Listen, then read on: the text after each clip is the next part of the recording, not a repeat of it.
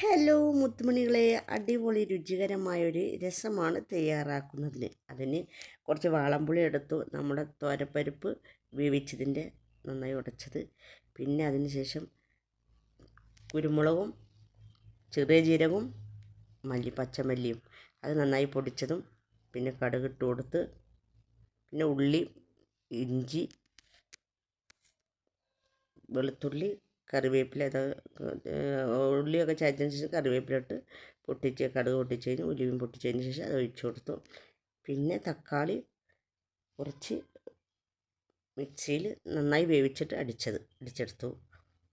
ആദ്യം തക്കാളി വേവിച്ചു, എന്നിട്ട് പിന്നെ മിക്സിയിൽ അടിച്ചെടുത്തു.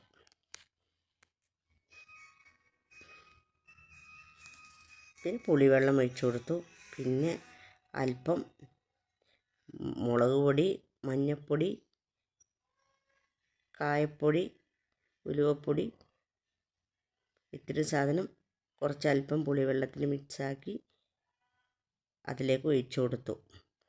സൂപ്പർ, കുറച്ച് മല്ലിച്ചപ്പ് ഇട്ട് കൊടുത്തു. അടിപൊളി സൂപ്പർ രുചികരമായ അടിപൊളി രസത്തിൻ്റെ പൊടിയും, മെയിൻ രസത്തിൻ്റെ പൊടിയാണ് അതിലേക്ക് ഇട്ട് കൊടുത്തിട്ടുള്ളത്. അപ്പോൾ അടിപൊളി രസപ്പൊടി വെച്ചിട്ട് അടിപൊളി ഒരു രസം തയ്യാറാക്കിയതാണ്. അപ്പോൾ എല്ലാവരും ചെയ്ത് നോക്കൂ. ഇഷ്ടപ്പെട്ടാൽ ലൈക്ക് ചെയ്യൂ, ഷെയർ ചെയ്യൂ, സബ്സ്ക്രൈബ് ചെയ്ത് തൊട്ടടുത്തുള്ള ബെല്ലൈക്കൺ അമർത്തും.